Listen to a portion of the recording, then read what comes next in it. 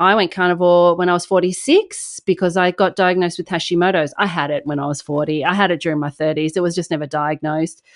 But I got the diagnosis at 46 when I thought I was going through menopause. It wasn't menopause, it was that. And so I'd already done the work, was doing the research about it, following Sean Baker, all of that, and had a few clients keen to try it. So as soon as I got that diagnosis, I'm like, right, that's it. So that was one part of my healing, going carnivore. And I'd say I'm 99.9% carnivore now still. And I love it.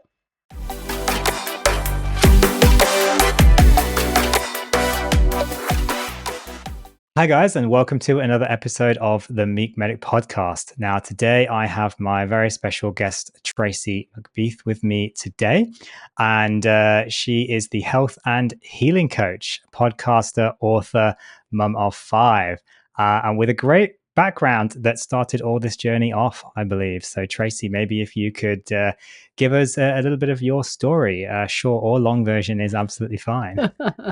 Well, thank you so much for having me on. It's a pleasure. So inspired by people like yourself, in the medical field, just changing the space from the grassroots level. I know it's not easy to do. As a health coach, it's a little easier for me because I'm not tied to any sort of restrictive dogma, if you like, or ways of doing things. So I really appreciate what you're doing, and so honored to be here today. So, long or short story. I'm been in the health space, as in the low carb space, for nearly 10 years now. So it has changed a lot in the time that I've been in it. Some good, some not so good. But I think it's just a movement that has to happen, and it has to happen from the ground up. And, people like us just sort of getting in there, showing people what's possible, showing people that we can try something different, that, we have to probably take a little bit more control of our health than maybe we're led to believe. And, really just giving people access to the information that is so hard, isn't it, for people to find sometimes. So, I was diagnosed with prediabetes, fatty liver at 40. I was a personal trainer. I was a mum of 4 at the time. Scared the pants off me. Couldn't understand it, been following what I, thought was right. Yes, I did drink too much. Yes, I did emotionally eat. All of that stuff has come into my healing journey. But, overall, I ate what I thought was healthy, but what I now see is just carbs.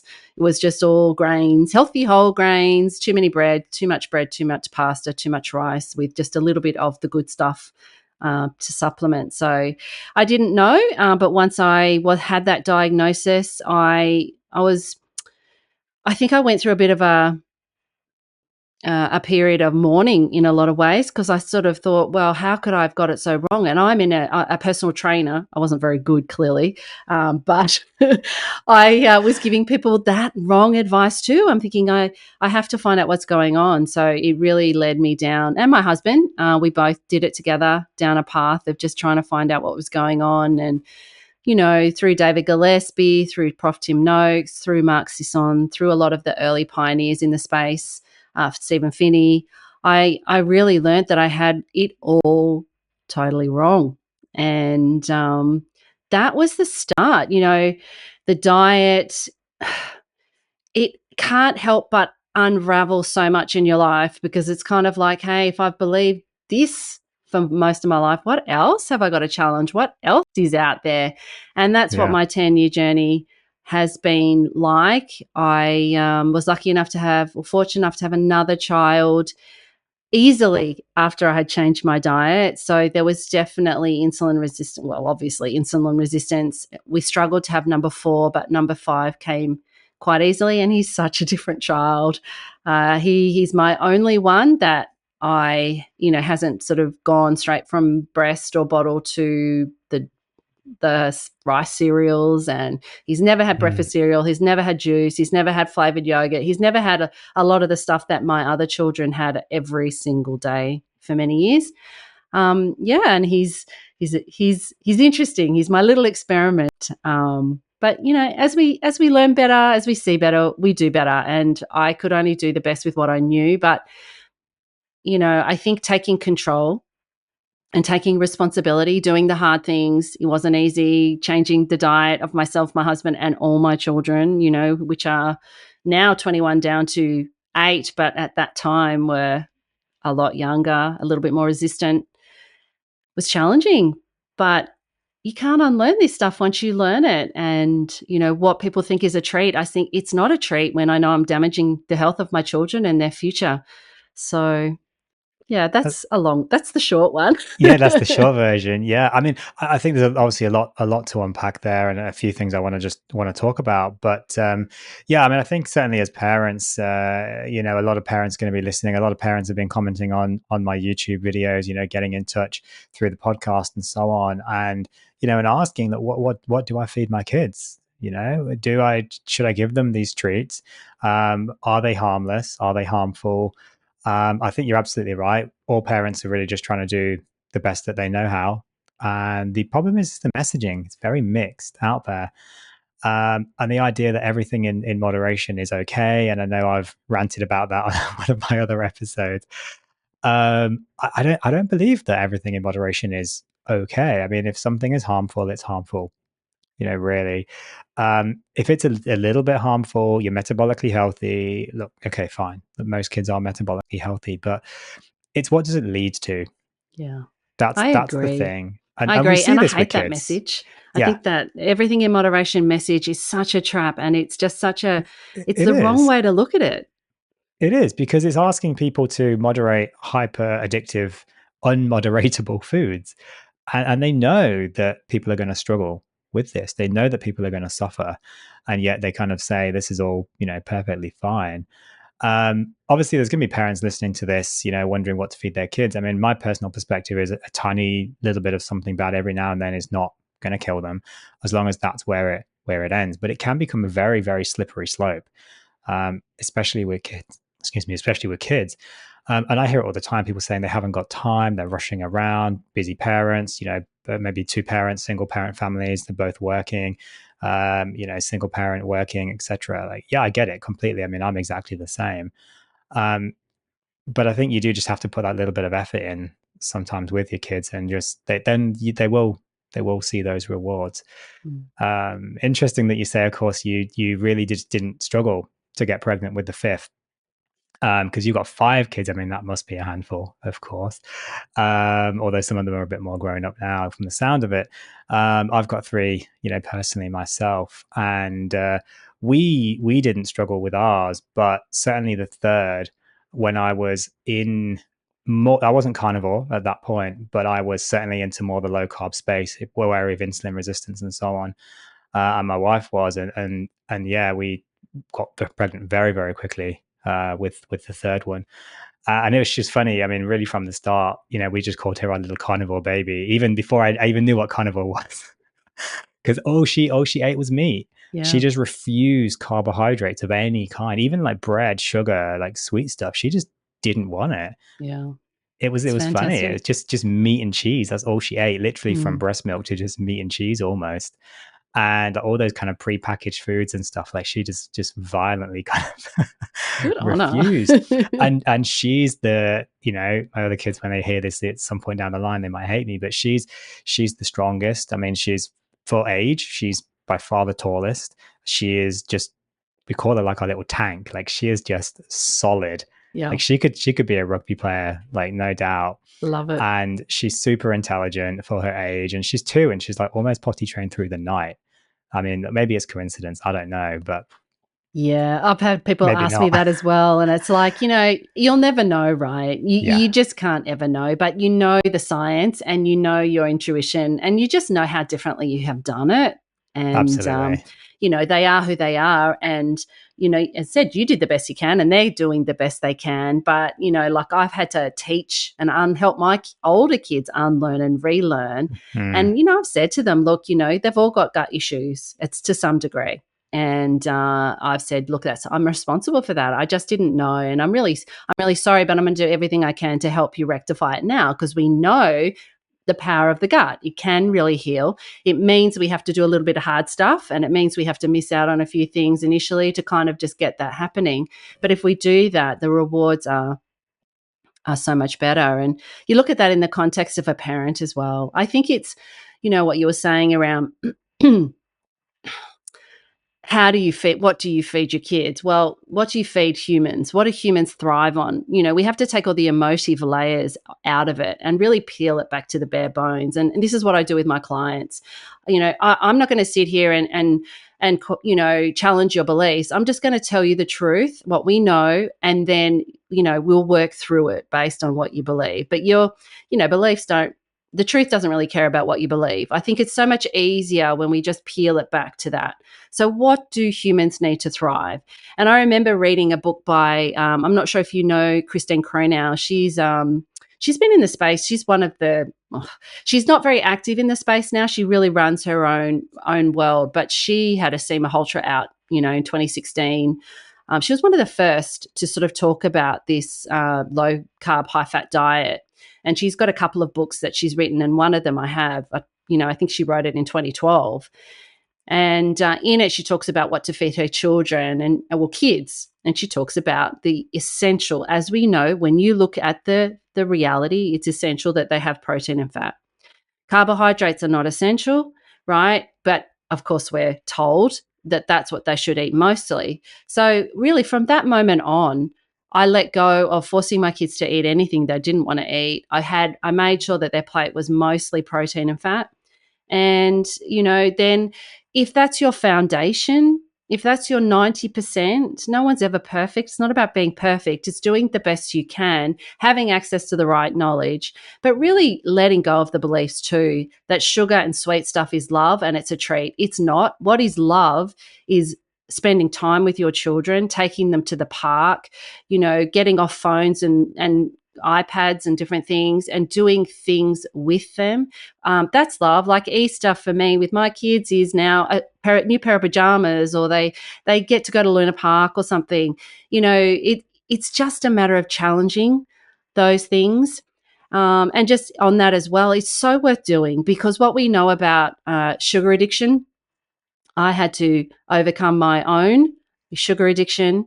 And we know it actually starts in childhood. So if we are feeding our children this diet that we're told to feed with them, which is the white diet, so it's all white stuff, flours, all this refined stuff, plus all these sugars, we are actually setting them up potentially to struggle. And sugar addiction is the gateway addiction. It can lead to many other things. 100% it affects their brain. So when you look at the facts, it gets a little bit easier. Yes, it's hard. Yes, but life is hard. We have to, as parents, take responsibility for what our children eat when they're little. And of course, when they're older, like I've got older kids now, I have to release them to make their own choices. They all work, they're off. Some of them, my oldest doesn't even live at home. He's doing his own thing. They have to make their own choices. And that's not up to me. But in my home, there's an unwritten rule that whatever I buy, because I'm the one generally responsible for bringing what comes into the home, whatever is here, I'm saying to my kids, you can eat this. So I just don't buy stuff that I don't think is acceptable for them to eat. Does that mean they don't have popcorn and plain crisps every now and again and stuff like that? No. If they go to a party, they make their own choices. But then there's consequences of those choices as well. So my little steak man, my little carnivore, he'll go to a party, have a bit of the cake. He's like, oh, because he looks at me. I'm like, darling, you make your choice. But he'll come back home and he'll be on the toilet with diarrhea. Yeah. So that's the consequence of it. That's all about them learning. I know one party here and there is not going to affect his long-term health. It's much more about this 90%, 80, 90% that we do in the home. And that is my responsibility while they're that age. I'm sorry, it's not theirs, it's mine. I think you're absolutely right. I mean, unless the kids are going out and buying their own food, it is generally going to be the parents that are buying that food for them. And so I think the parents are responsible for what they're feeding their kids. I mean, one thing that people, of course, often complain about is the price of food. Yep. And in particular, the price of, we all complain about the price of food. And this is the same, I think, pretty much all over the world. I mean, Australia's no different to anything else, really. The UK, states, they're all going in with inflation. It's a common complaint that I hear that good food, healthy food, meat in particular, is too expensive for people. Where do you kind of stand on that? What do you think about that in terms of the cost versus the nutrition debate? Yeah. Well, there's a lot in that. I mean, ideally, real food should be the cheapest, but of course, it's not going to be like that. That's not how the economy works. So we have to accept that and really look at a way around it. So my belief is that it is the most essential. This is nutrition, and this is what I want my family to eat most. So, do I like spending hundreds of dollars a week on that? No, but I get creative. So things go on special a lot. I buy in bulk. I buy things on special. I freeze them. I pre-make things in bulk as much as I can. And I think I just have to know that the payoff is not immediate. There's such a short term, pull for this instant gratification, but we have to look longer term. So we may not see the payoffs immediately, but we will in what we're setting our children up, for in terms of their long term health. I mean, that is, again, you're not necessarily going to see that straight away, but we have to understand that what goes in the mouth is the most fundamental puzzle piece to our health, and lifestyle and chronic diseases is prevalent. And it does start. It starts in childhood, and it's just, I don't know, like we have to let go of some of the ease and the comfort now to put in the hard yards to get the longer term benefits for our kids, because why wouldn't we want that? I have this conversation a lot, my husband and I, and with my clients and different people. And it's like, you would die for your kids, right? You would do anything for them. So Mm-hmm. are you going to do what you can to help them live a great life as well? And for you to have the right, the best health possible, so you can contribute and be, as active a parent and I don't know, it's not easy, and don't in any way think I'm judging, because I realize the challenges out there. But again, it's about trying to take the emotion out of it and understanding it from a place of, this is what we know. How can I do it? There are so many different ways, direct to the farmer, buying in bulk, buying on special. I do not believe grass-fed is any way superior if it means you can't afford it. Yes, I get that it is, that's where we want to go in the longer term, regenerative farming, grass-fed meat, but that's out of reach for many people. And it's out of reach for me. Yeah. So it's about really buying what we can afford. And I'm going to cough. That's all right. Sorry. That's all right. That's okay. Tracy is recovering from the flu, so she's doing very, very well to not cough all through this interview. But we'll see what we can edit out. So don't worry too much. No, I think you made some really good points there, and I heard on you were talking to Linda Rose, who is a nutritionist with a whole body podcast, and you were saying again there about bringing it back to the truths, the reality, taking the emotion out of that debate. I think is actually very, very useful. I think a big problem there, though, is that people aren't told the truth. That's right. That's the problem. Correct. Is they're saying, well, what is the truth? How do I know what the truth is? Because they're being told it's okay to just go and stock up on pasta because pasta's cheap. And I was having this debate with a doctor not that long ago on Twitter, and they were basically trying to argue that it was better for people to just go and essentially just buy empty calories in pasta with almost no other nutritional value, very little vitamin content, very little mineral content, basically no fat, absolutely no omega-3 fatty acids, no DHA that they need for brain development, any of these other essential proteins and so forth. The protein is basically completely locked away in gluten. The bioavailability is like, less than 5% or something off the top of my head. And they were trying to argue that this was essentially better for people than going out and buying, like ground beef on special in bulk and just eating ground beef that's got the fat and it's got the protein. And, it may be less calories, but it's far more nutritious for it doesn't have the gluten. cost. Exactly. And it hasn't got the anti-nutrients and so forth. Correct. And I think this is part of the problem is, and I'm sure this doctor was very well-meaning. I'm sure they weren't trying to, purposefully trick people or anything like that. I don't believe they were trying to trick people. But I think that's part of the problem is, again, as doctors, as healthcare professionals, we've also been told, well, it's better to just go and eat the pasta. That's what we've been told. The food pyramid is, we'll eat the things in bulk. and just get those calories. It's all about calories, and we're completely disregarding any other macronutrient and micronutrients. Mm. So I think That's people right. just aren't told that truth. So they genuinely don't know. Mm. And so they feel when they see that choice of, well, I can buy a kilo of pasta for $1 or I can buy a kilo of meat for $50. What am I going to buy when I'm on a budget? Mm-hmm. They just think, well, a kilo is a kilo. Like, well, Yeah. actually, they're not. They're two completely different things. And I think that's also a big part of the problem there. It's a big part of the problem. And I think, nothing I've ever said or will ever say is that it doesn't come without its challenges. I mean, you look at where, how you decided to challenge your beliefs. I think there is usually a very personal story behind that happening. And that's just human condition. That human nature is we generally don't challenge something until it stops working. But what we also tend to do is we tend to think that if something's not working, I'm just not doing it hard enough. So instead of totally changing the way we believe or challenging what we believe, we just think I'm just got to go even harder. And that's actually essentially most of the work I do, because I've seen that the way we think and our beliefs get in the way all the time.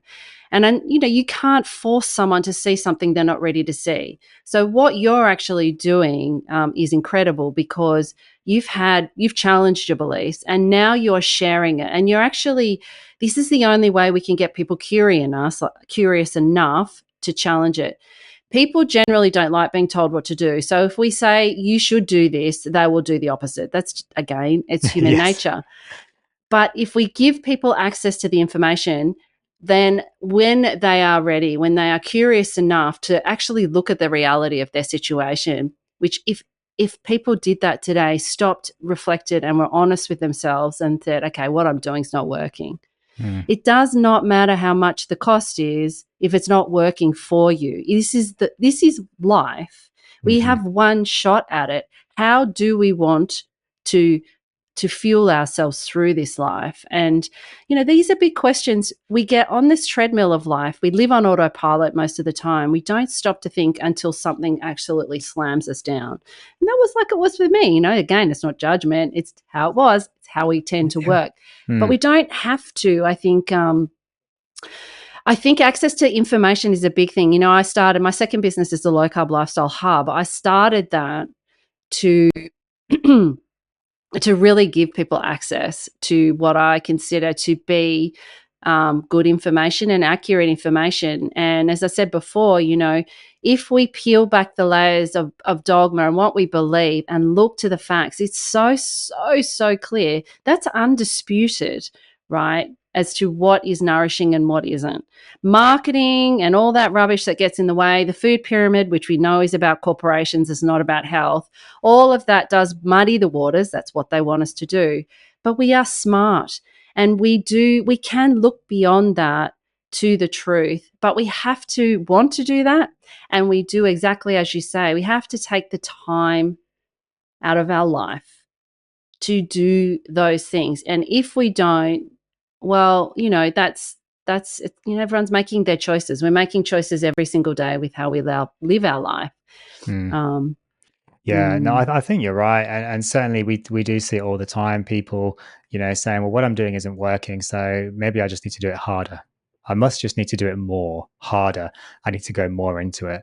And we see this a lot, certainly with people. I saw a patient the other day, trying to lose weight, couldn't lose weight, feeling terrible, just pretty much just eating salads all the time, and then was eating salads all the time to try and lose weight, but then couldn't quite work it out until I then, said, well, maybe it's the salads that's the problem.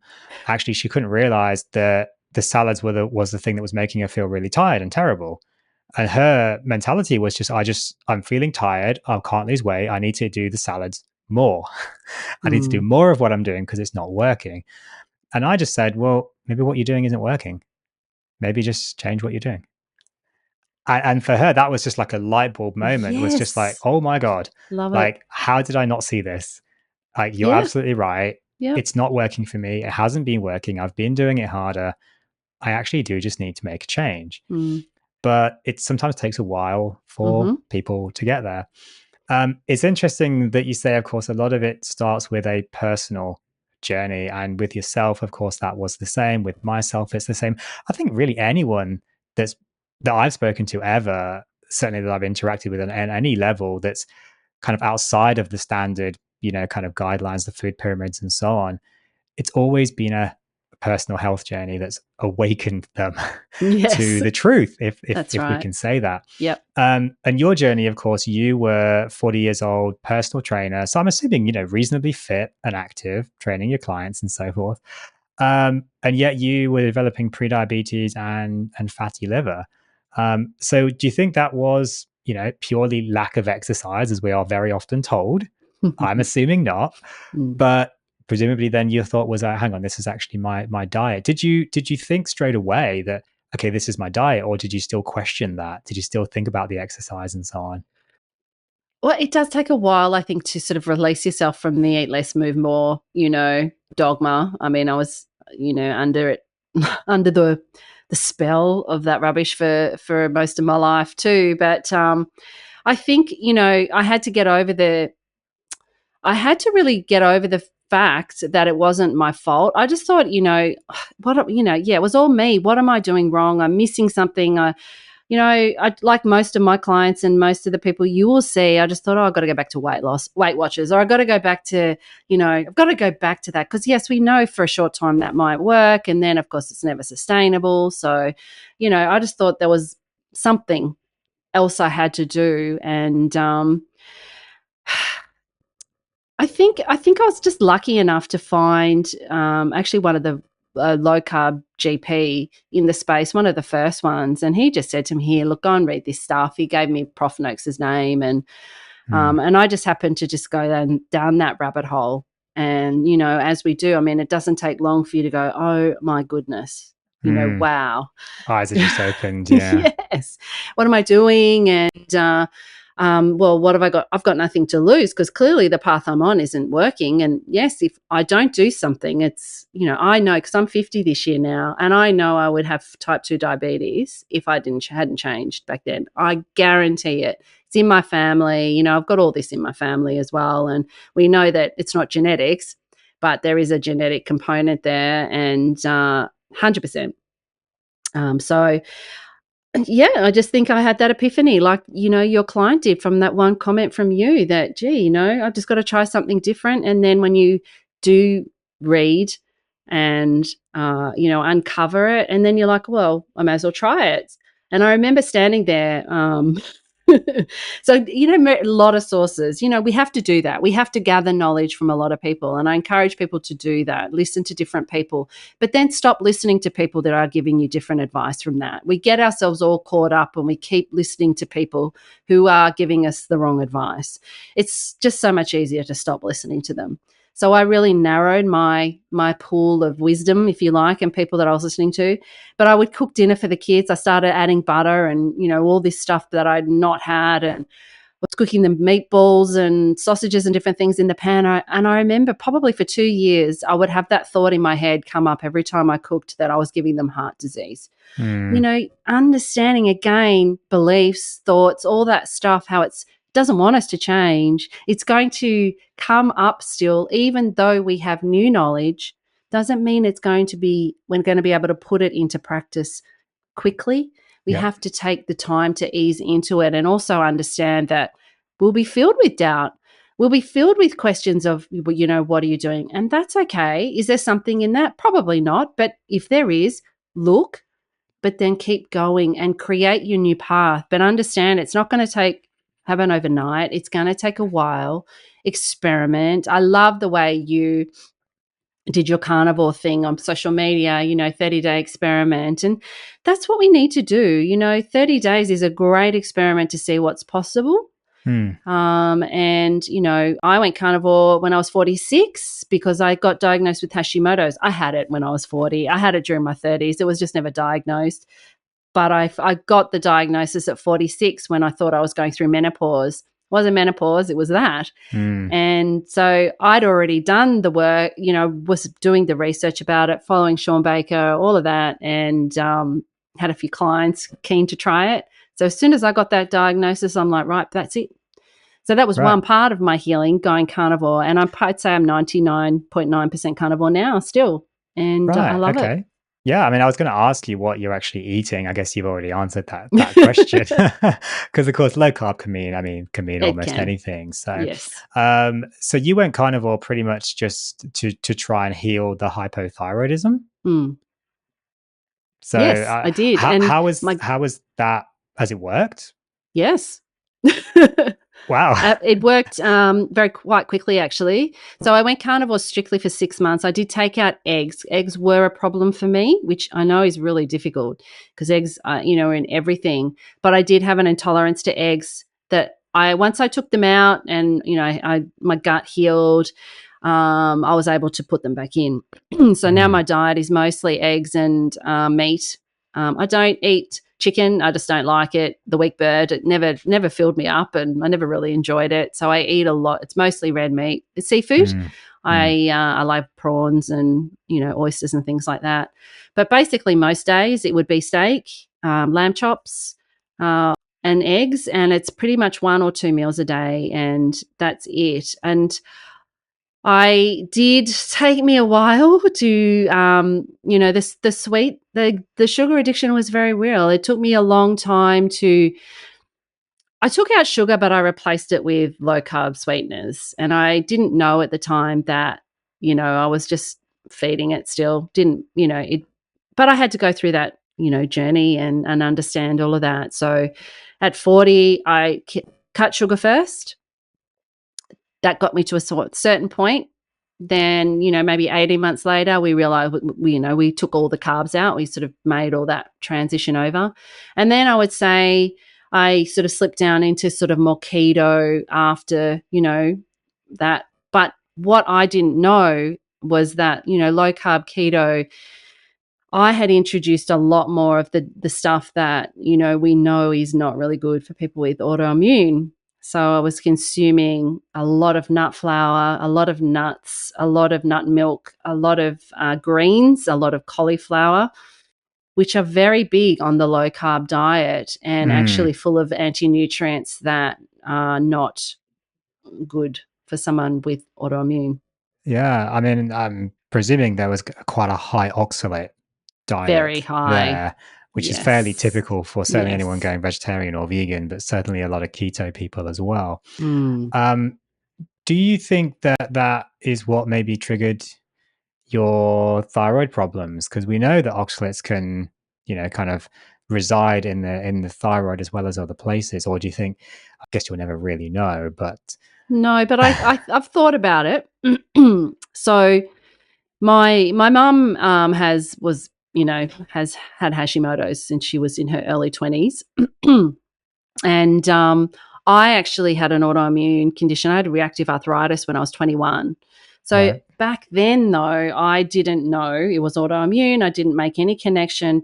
It took me a couple of years to get better, but then I never really thought about it. During my 30s, when I was ballooning up and going back and ballooning up and going back, and I went through a divorce. So that's why I have 5 children. So I was married, had 3 kids. I got Hmm. divorced, and then my husband and I, now we have our 2 boys. Um, so my 30s was pretty stressful, and I know I had it then. I have all the signs. I just didn't know I knew it, and I didn't find someone that found it for me. I actually think going low carb, because I took out so much of the sugar and the grains, it actually got me to a point where I was 80% there. So yes, I did start putting in more anti-nutrients, but I think overall my body was doing better. And that's why the symptoms were only kind of mild. They were much more obvious in my 30s, but I just Mm. didn't know. Just didn't know it was an issue. Yeah. No, I didn't. And as I said, now I'm 50 in a couple of months, and I'm actually going to go back just out of interest, just to see where everything's sitting. But apart from this little flu, which I get once every couple of years, we still get sick every now and again, Of right? course. But Yeah. the chronic stuff. I'm about to walk 100 kilometers, with my close friends and colleagues, and my ice baths, and leaner and fitter than I've ever been. And, Mm. all the symptoms that, dry skin, hair loss, poor sleep, tiredness, all of that's gone. I don't have any of that. Yeah. So you're not on any medication now at all? None. And I never went on it. So when I did get the diagnosis, it was Yeah. suggested, but I said no, and I found somebody else to help me, that would support me. I don't feel like I feel fine. So Mm. I don't really want to go on any medication. Let me just see what happens in 6 months. Mm. And I But you did. had, And yeah, but you had some symptoms. You mentioned some hair loss, dry skin, I had all that in my 30s though. this kind of thing. Okay. Okay. Yeah, but not really noticeable in my Mm. 40s. Yeah, So it was interesting. just that what it was, as I said, I thought I was going through menopause, and it was heat. I was getting what I thought were hot flushes. Mm. But actually, what it looks like it was just a reaction to the food. I was just, getting this reaction. And my Yeah. sleep was pretty bad for a couple of years. And I think that was really my main symptoms. Mm. Yeah, I mean, I can understand why you would thought that was menopause, of course, because those things Mm. are very, very common. I mean, I often say to women when they ask me, what are the symptoms of the menopause, and I just, kind of say, well, open a medical textbook on any page and have a look, and that might well be the menopause, pretty much. Very varied. I mean, isn't it amazing though? Because this is just completely challenging everything that we know about medicine, really, about health, that we can cure these kind of incurable illnesses. I mean, I remember for a very, very long time being taught and telling patients that hypothyroidism was incurable. Yeah. We could only manage it with medications. Once you're on the tablets, you're on them for life. And yet now people are curing these incurable illnesses through their diet. Yep. And my mum has she's only on a very, very, very low dose thyroid medication now. Same. Mm, She's been on it with me now for 5 years, has improved and lost weight and improved her health out of sight. My mum's 80 this mm, next week. So, it's like, well, type 2 diabetes. I mean, you speak to many doctors, they will still say it's incurable. What's yeah. the first sign of insulin resistance in a young woman? PCOS. That's incurable. I've been told that. I mean, I never was Mm, diagnosed with PCOS, but I did have, endometriosis. I know I did, and all of it is, we yeah. understand what's going on with insulin resistance. Absolutely. I mean, it's highly, highly manageable at the very least. I mean, things like Yes, endometriosis, we may not cure it, of course, with the diet, but we know it can make a big difference. And 100%. I've had female doctors on this channel previously, talking about their experience with menstrual health, reproductive health, and improving with a low carb and more towards a carnivore diet. Mm. And I've always said, reproductive health and sexual health is one of the primary ways that we can see it's a window into people's metabolic health. It really is a window into their general health. And if there's menstrual issues, if there's erectile issues in men, for example, Yep. there's a problem. Mm. Barring of course some sort of nerve injury, there's a problem. This is the canary in the coal mine, so to speak. Something is not right. Yep. So if there's any women out there that are listening with menstrual issues, if there's any men out there listening, of course, with erectile issues, go see your doctor and just say, look, something's not right. My metabolic health is suffering, Mm. here basically. Um, And go see your doctor. Can I just say on that? Because this is yeah. one of the things, I think we're really lucky in Australia. We have a lot of doctors like you. We've got a really good, I think, collection of low carb, lifestyle friendly physicians that you can go and see. I actually think it's one of the things people should try and do, particularly now with telehealth. Find someone that is supportive and understanding of what's going on with lifestyle change. If you change your lifestyle, but you continue to see a doctor that does not understand blood tests and the impact that this has, it will be very, very difficult.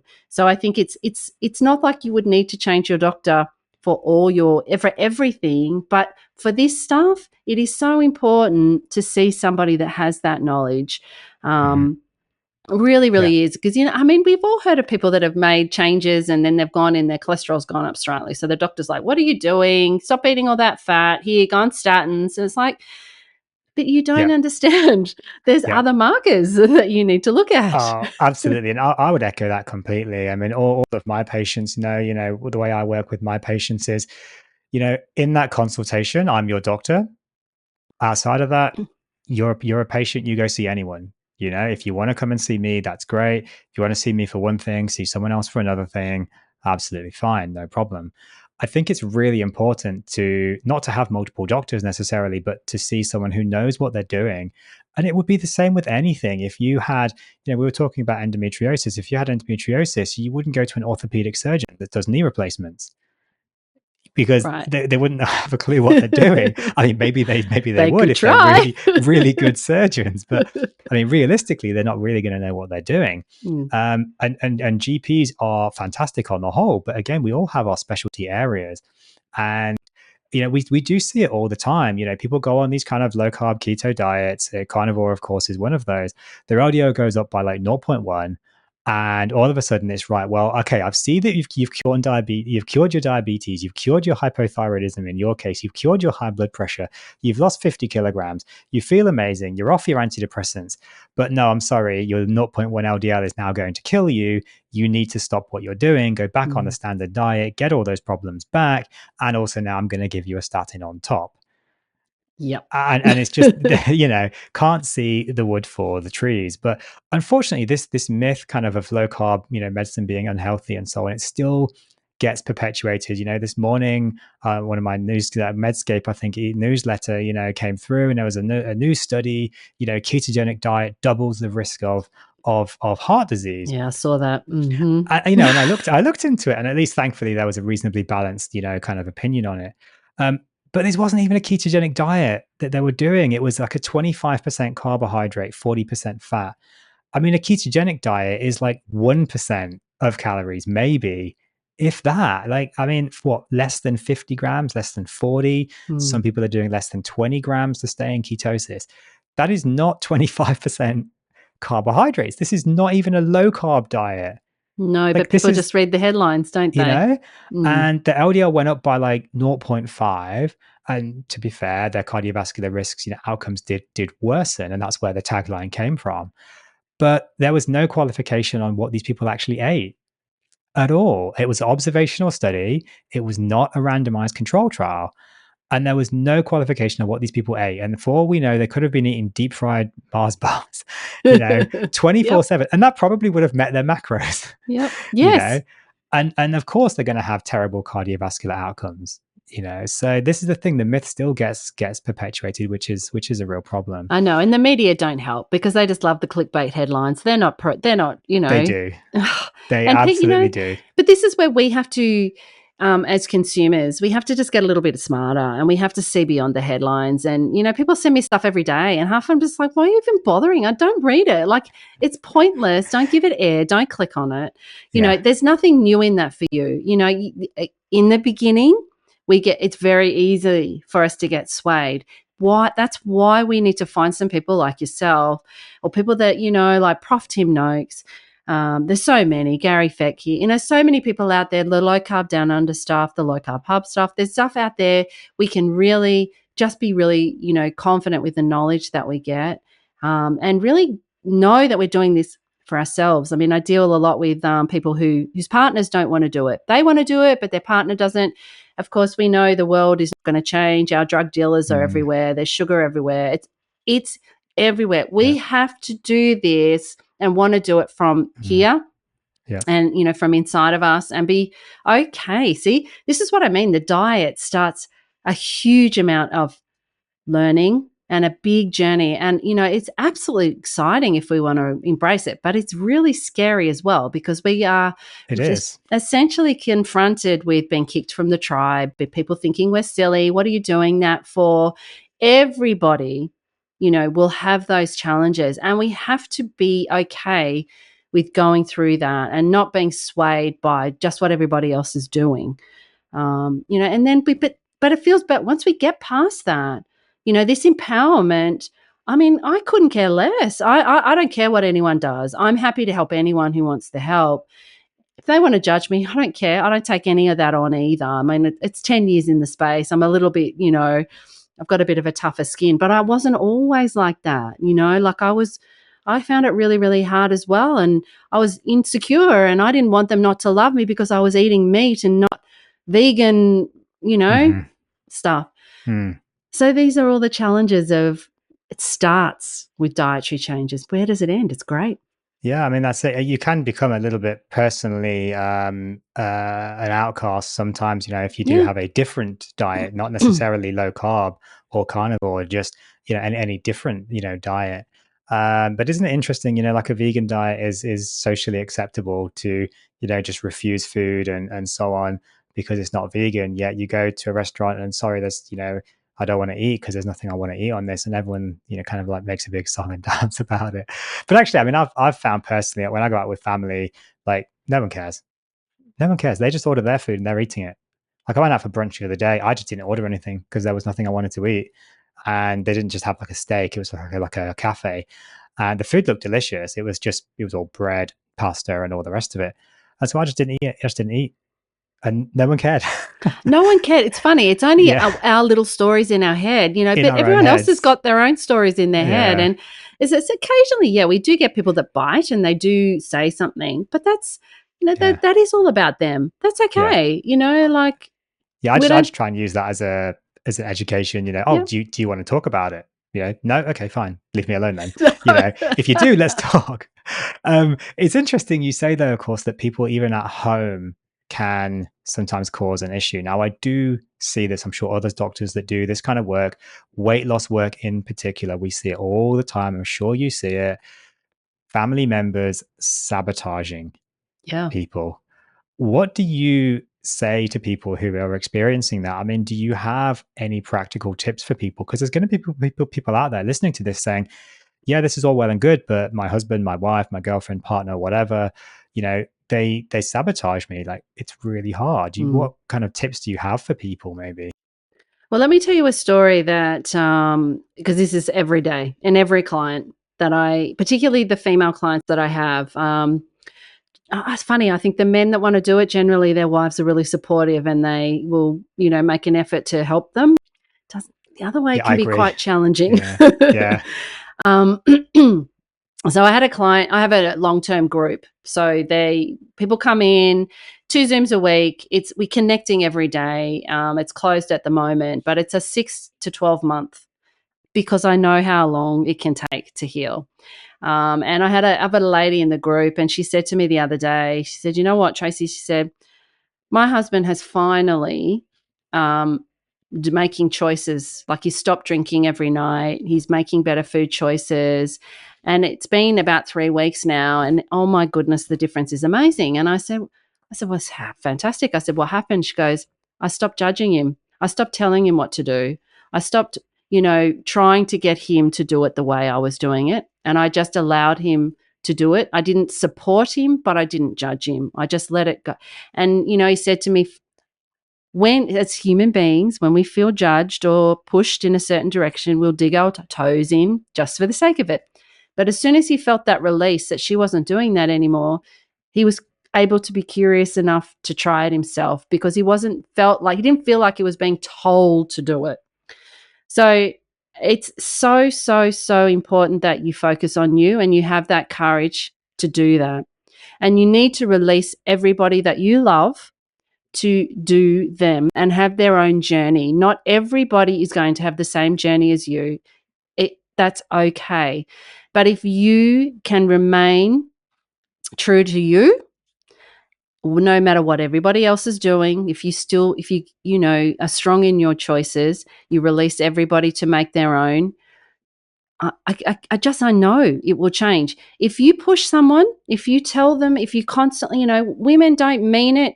We want the best for our husbands. We love them dearly, but sometimes it does come across as, as pushy and they don't like it. Man, nobody likes it. hmm I think it's the first step is just saying that you're the only one that is responsible for you. You're actually not responsible for anybody else. And women have to accept that because we're very, very loving and caring and we are the caregivers. But codependency or thinking that we are responsible for everybody else around us is not It's not true. It's not our responsibility. Our responsibility is to love the people in our life as they are. Because what they read is your love is conditional on me changing my diet or doing something else. You read it as, I love you so much. I don't want you to get sick and I want to tell you how you can avoid it. It's unfortunately a mismatch. And, you have to see that if the most important thing is keeping the bridge open, keeping that relationship intact. If there is judgment, it'll affect the relationship.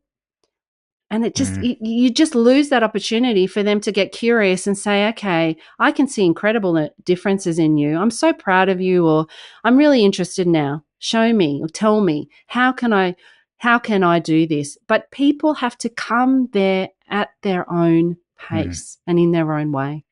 Yeah, I think that's very, very good advice. And the research does, kind of hold true. It does support what you're saying there, that telling people what to do just doesn't really work. You have to kind of invite them to make their own decisions and just kind of do what you want to do. And it's interesting because, of course, I've only recently started this podcast, really recently relaunched my kind of YouTube. And of course, like every YouTuber does, I've been looking at how to grow your YouTube channel and so on. And they even talk about this kind of stuff, in the titles, in the thumbnails, in the descriptions. Don't tell people what to do. Tell them what you are doing. Yes. And the research shows you'll get far more people watching it or listening to it. Because we can watch that with an air of, I'm just curious. You're not talking, Exactly. but actually, that does resonate with me. Perhaps there's something in that I Yeah, can take on. that's It's it. very cool. Yes. Yeah, rather than just being kind of lectured, you're just doing it wrong. And I think that's the thing. Very often, I mean, as a GP, of course, we do quite a lot of kind of relationship issues and so forth, and we do see this all the time, this kind of thing. And I often say to people, look, there's a big difference between, talking and communicating, and you've really got to try and see where the other person's coming from, like what their perspective is, and what you think you're saying may not be how it's perceived. And that's, I think, really exactly what you're saying there. Any practical tips for people who are, doing all the cooking in their household? Because this is another complaint I hear. Well, how can I do a keto diet, or how can I do low carb if I'm trying to make food for 5 people, for 4 people, 5 people, whatever? Any practical tips for people there? Well, again, I think you need to just release yourself a little bit from what you currently believe is the issue and just step back and look at what's going on. I can give you plenty of tips, but I don't know what's going on in in people's particular environment and particular family. I just know that you can see more than how you're seeing it. And we have to let go of it. We focus so much, oh, it's too hard, I can't do it. Well, if that's what you think, well, of course it's going to be like that way. Change it around to be, okay, this is important to me. How am I going to navigate it? So, do I have to get it right first up? No. Am I going to try different things? Yes. So, it evolves. Mine's totally evolved. I mean, we're all pretty much carnivore in my family now. Dinner is the most easiest thing ever. Just which protein are we having tonight? Yeah, it's nice, isn't Absolutely. it? It is so easy. I love it, and then if my boys want to go and have some berries and cream, they'll get it themselves. It's always, there's always other options in the fridge, but I don't have to eat it. And I also can say to my kids, often my boys, when they come home from school, they're starving. I'm lucky I work from home, but I've created that so that when they're home, dinner is ready. So they'll come home and have, their burgers or their steak or their, mince, whatever. And then after that, I don't have to worry because, they can have whatever they like, if there's still some yogurt or cheese or whatever after that. I just think you have to play with it, and you have to be, again, okay with challenging how it's always been done. I think that's what we're up against mostly. So dinners generally for a lot of families, I understand, are the time when you sit down and, you do eat together. Now, I have had clients that have said, this is the only time I can't not eat. I have to, I said, well, okay, but let's just hold that a little bit loosely, because what you're trying to do is tap into your hunger. We know when we eat, when we're not hungry, we are, our signals are going to get all confused. It's about being with your family. The food is a side effect of that. So you can sit there and say, at the moment, Mummy's not hungry. I just ate before, but I'm still going to sit down with you and engage, and we'll still talk and we'll still do things. See, we can challenge it. It's when we sit there and don't see we can that it looks too hard, and we come up with these grandiose statements. Oh, I can't eat that way. My kids can't, of course you can. You need to have that clarity on what matters and why you're doing it. And then you just experiment with it. I mean, to me, it's the easiest. Here's the other thing. Here's the other thing to think about, because just because you've decided, right, and you understand the benefits of eating a certain way and limiting carbs, do you know what? Your whole family's going to benefit from that. Mm-hmm. Now, if you can't do it overnight, but you can certainly ease your family into zoodles or, replacement things with the carbs, little bits, if you want to do that. So, yeah, it's just challenge it. I think anything we see is challengeable. We've just got to see we can challenge it and play around with it till you find something that works. And they will be confronted. They will be challenged. Oh, why are we not having this? Why are we having that? They're allowed to be. It's not on you. It's not your job to manage their emotions, but you can be very clear with, we're giving this a go. We're going to try how this works. See how it goes. Okay. Yeah. No, I think that's very good advice. I mean, obviously, not everybody works from home. Of course, they don't have that ability. I mean, it was certainly something in our household that came very much in handy because my wife and I both work full time. Our kids go to after school care, and so on. By the time they get home, they are absolutely starving. And of course, with kids, they need food now. Yes. Yes. Was the slow cooker. Perfect. And pressure cooker, of course, but a slow cooker, you can put it on the night before, in the morning, go out, especially things like mince, and so on, stews, that kind of thing.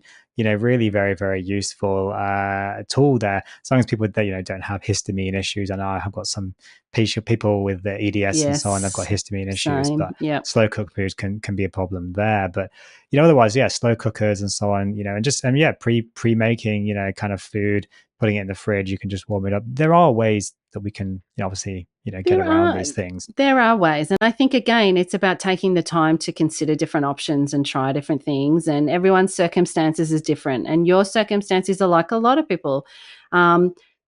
Acceptance allows us to see more. This is the reality I have. How am I going to navigate around it? I'll tell you one thing that's totally made my life so much easier is we get there's a company in Melbourne. I live in Melbourne. There's a company called Eggs Direct. We get eggs, like 13 dozen delivered every week. So regardless of what's going on, whether because I don't get time to go to the supermarket when I need to all the time, I've got to try and fit all that in my day as well. But there are always eggs in my house. So fried eggs, scrambled eggs, boiled eggs, they make a meal, add some butter, add some salt, add a bit of cheese if you want. There is, if there's nothing, there's eggs. And you're okay with eggs now? I'm fine now. And my kids, obviously my whole family, we eat a lot of eggs. And it is that, well, there's nothing else. I haven't got any, been to the butcher, or I do get all my meat delivered now too. Because again, it's just easier for me to have it all there. Yeah. But sometimes there's a gap, and, it's just going, especially my older kids, go and cook yourself some eggs. No, and that's it. I mean, 13 dozen eggs a week is a lot of eggs. I've got a lot of kids. But I mean, there are ways that we can make it a lot easier on ourselves, of course. And sometimes it does just take that little bit of imagination, thinking about how we can do it. I'm conscious of time. Yes, and there's a lot that we've spoken about. There's a lot that we haven't spoken about, because of course you've got you're not just your own health journey. Of course, you are, a kind of a health coach and so on, personal trainer. Of course, you've got your own book, you've got your own podcast. Do you want to talk about any of those other things there as well, Tracey? Yeah, sure. I mean, I don't do any personal training now, so I realized, when I was about 42, that I was going to be able to make more of an impact with the coaching. So that's when I went down the path of health coaching. I think it's really important to see that however we're seeing something is just one way to see it. just get off that automatic pilot and that treadmill for a bit of time to just look at the picture. I often explain to my clients, we're looking at an issue or what's going on in our life through, when you're a little kid and you go up to a window and you squish your nose onto it because you're trying to see in. There's no perspective in there. We're missing many parts of the puzzle and much of the big picture. So just allow yourself to step back a little bit, really see what's important. Can I just tell you that values are the most important thing we can ever realize in our life? Like, I know what matters to me. I know what I value. I know what matters to you. See, if you don't make a place in your heart for valuing nutrition and a healthy lifestyle, your mind's going to always come up with different ways to take you away from that. Everything's going to be too hard. It can't find a solution. Oh, I can't be bothered. This, that, and the other. We all have days like that. I still do. But at the end of the day, 90% of the time, 95% of the time, it's easy for me because I've done the work of working out why it's important to me and why it matters. And I think that's really my journey. It started with a diet, and I still, with my work and my learning, I wasn't sure if I'd stay in the low carb space. I kind of started looking more in the healing. That's why I'm the health and healing coach, because I really help people that have been in the space and got the knowledge. They just can't transform it into action. And I take them on it's a long-term healing journey like I've been on. But in the end, I've just decided I love people that really want to try and change. And when I love the low carb metabolic health, it's so, so important. But I combine it all with, it's never the answer. It's never just that one thing. It's the start. But there's other things that we have to look at in our life, our beliefs and our patterns and, yes, our past traumas and all these things that they get in the way of just doing the things that we want to do. So I just say, look, we think we have to know everything. We think we have to be perfect. So we don't have to be any of that. We've just got to show up to life and see that the way we see it is infinite. We can get curious about what else there is and just try things and see how it plays out and have a bit more fun, with it, and see how it unfolds for you, because it's so worth it. It really is. I absolutely agree. I mean, I've said it before, a number of times. I say it to my patients, I believe we should be more like our kids, more like children. And I think that's really what you're alluding to there, is just be curious. Our kids are curious. They're inquisitive. They're wanting to learn. They want to explore. They want to just kind of, take their clothes off and run around naked and So enjoy should nature and take their shoes off. I mean, most kids, they get somewhere, they want to take their shoes off. Why did they want to take their shoes off? Now, we always just think, as parents, you're just being naughty. Why are you taking your shoes off?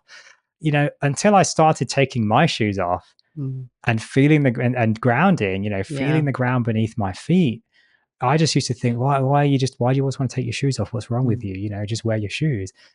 And then you realize, I actually feel so much better without my shoes on. And then you start to realize, well, maybe they're just intuitively doing these things. Correct. And we just end up stamping it out of them. And that's what happened to us. Exactly. And then, but we're just then stamping it out of them, as you say.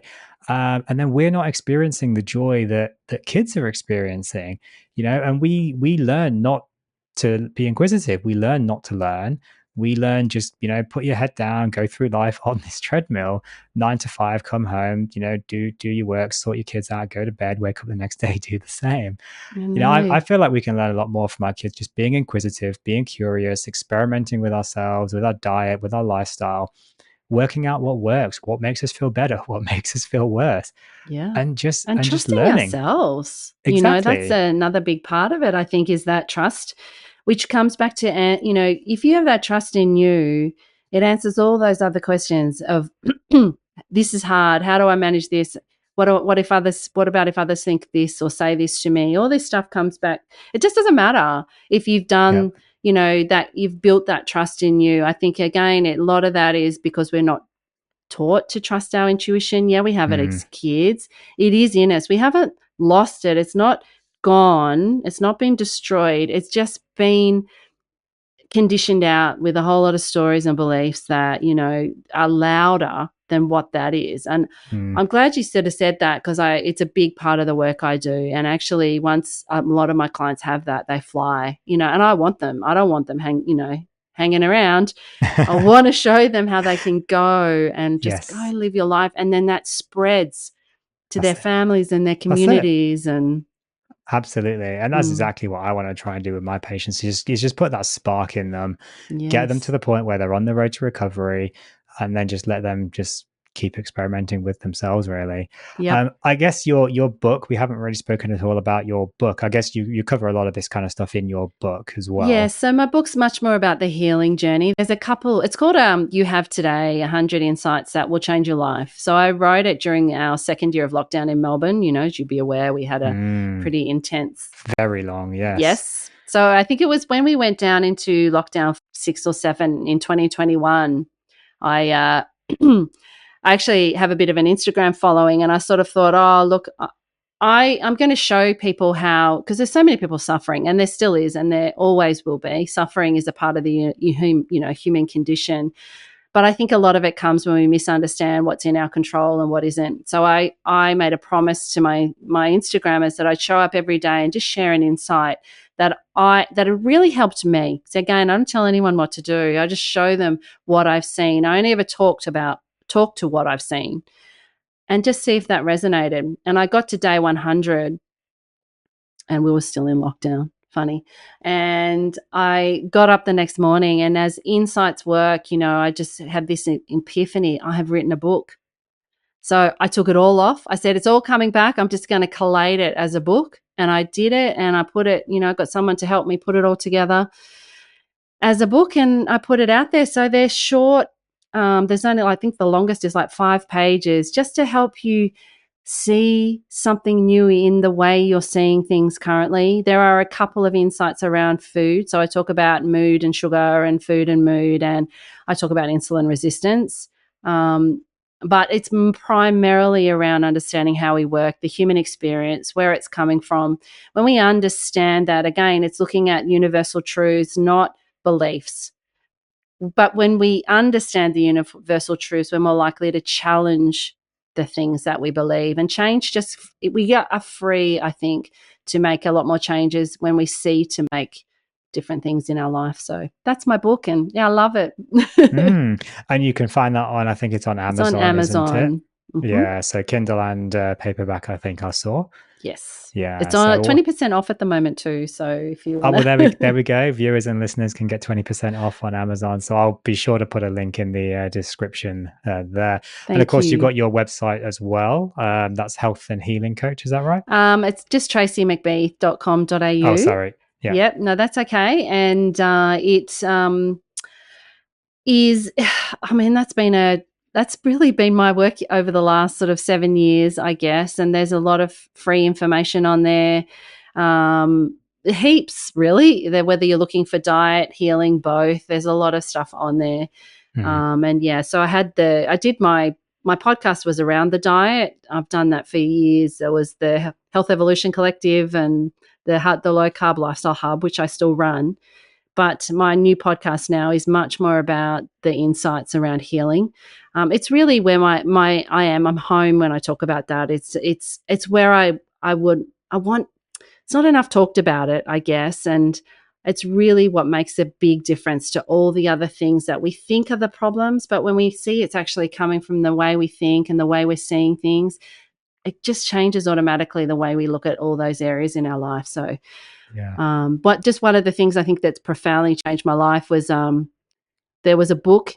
There's a book called The Top 5 Regrets of the Dying by Bonnie Ware. Have you read that book? No, I haven't. No. Oh, well, the number one regret, she's an Australian lady. So she spent a few years after her epiphany, she left corporate, burnt out, decided she would just go into palliative care and help people who were Mm. Go and do their cleaning and care for them and talk to them. And she was a nurse. She collated a book, and out of it came these top 5. And the number one regret was that I didn't live a life that I wanted to live.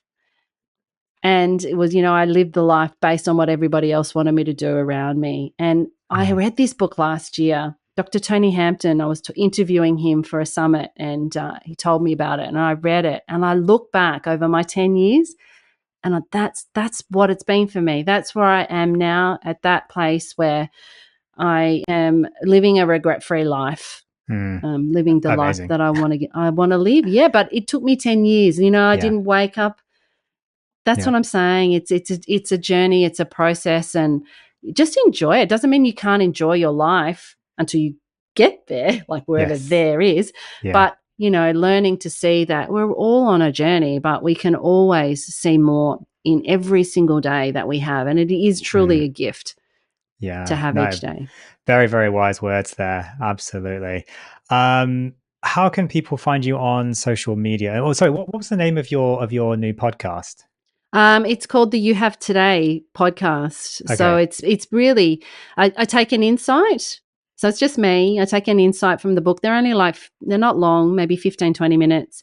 And I've had so many people say to me, I want to know how did you see that? Or take me a little bit deeper in that insight. So that's what I'm doing. I'm just sort of reading an insight and then talking about how I saw that and how it looks. And so it's just, as I said, it's just fun. It's just a bit, you know, for me, it's home. It's just, No, sharing what I've seen. Completely. And that's how I started this podcast really as well, was just to kind of share some of the things that I'd learned, and then it's kind of just expanded from there really. So there's so many things that we haven't spoken about that I'm sure could have gone into. There's so many threads I wanted to go into, but it's been a great conversation today with you, Tracey. I am conscious of time because I've got to get out of the house in a bit and take my three daughters for a haircut. That's going to be fun. Oh, how cute. Hoping my wife will be back from work in time to join me for that one. So, yes, their first haircut in like 4 years, I think. So, how cute. Yeah, that's going to be fun. So you're on social media, of course. Yes, the Health and Healing Coach is my tagline on social media, or so Tracey McBeath. So you're on Instagram and Facebook, I think, aren't you? So Instagram, Facebook, and LinkedIn. I'm not on Twitter. It's not my thing. It's never been on. I don't like Twitter either. It's full of people complaining. Yes, it's very negative space. Yeah, it is very negative. I don't like it. No. So that's why I'm not on it. I don't think my clients are sitting there. It's people really trying to push their own opinions instead of being curious enough to try something new. So, but I do feel like there is a difference between Instagram and Twitter. I'm definitely noticing that in my kind of journey through this. I've never been a big social media person, but obviously I'm trying now. But I've definitely Twitter's a very negative space, very negative sphere. I think it comes back a little bit to what we were talking about earlier. Twitter for me seems to be, you know, do what I do what I say, whereas Instagram's more just, I'm just doing this. Yeah, I agree. Actually, if you want to see it, you can see it. If you don't, scroll past or carry on scrolling. Exactly. I agree. I think that's a good summary. And I like Facebook because it you can share links. It's much more. I don't know. There's a different market on there too. I find, you know, a lot of my clients hang out on Facebook. A lot of them are on Instagram as well, but that has changed as well over the last 7 years. I've been growing my account for 7 years. It's different now, but again, it is what it is, and you know, I make it work for my business. I wouldn't do it for me personally. It's all about my business, but I am my business, right? So what I share is me. No, absolutely. I do find Facebook is a lot more interactive as well. I think that's the benefit there. There's probably going to be people listening to this going, oh God, these boomers talking about Facebook. But apparently we are officially boomers if we're using Facebook. I saw that the other day. But we're also on Instagram, so we're somewhere in the middle. Cool. We're kind of cool with it. What about TikTok? Are you on TikTok? Oh, do you know what? I think I've got like one follower, I think, on TikTok. I am such a boomer. I don't get TikTok. I honestly don't get it. No, I don't either. I will admit I just do not get TikTok. So I think I'm somewhere between Facebook and Instagram, I think is where I lie. So yeah, that's funny. Just quickly before you let me go, I want to yes. ask you, and I'll ask you on air, so you can't say no. But Sure. in my as I said, I've got the Low Carb Lifestyle Hub. We have a membership where people just pay hardly any bucks a month to be I have access to great practitioners, and I do live interviews and interactive discussions in that. I've seen some of the links you've posted. Yeah. Would you be interested in coming in sometime sure. when you're free and having a chat? And everyone's interested in carnivore as well, but a carnivore doctor, and especially someone so nice as you, it would be lovely if absolutely. I mean, I could edit this bit out, but no, I'll keep it in. No, absolutely, that would be my absolute pleasure. Awesome. People are getting in contact with me, just saying, "Look, do you want to come and just talk at this thing I'm doing?" And great, just come. I think it's fantastic when people are curious and they want you. I love that. I do think this is the best part of it. Absolutely, it absolutely is. It's great. Yeah, great. I am conscious of time. I do need to leave and get my kids for their haircut. So thank you so much, Tracey, for coming on this show. It's been an absolute pleasure to talk to you.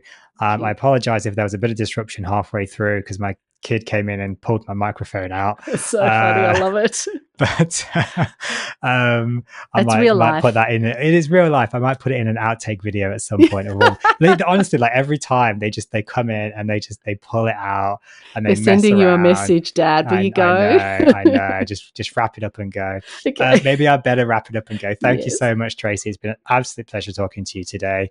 I'll put all your links for the socials and the book and everything there in the description. So, Tracey, you've been great. Thank you so much. And I'd love to get you back on the show at some point to talk more about all these other issues that we haven't had time to discuss today. Awesome. Anytime. It was great to meet you. Thank you. Take care, Tracey. Bye now. Bye.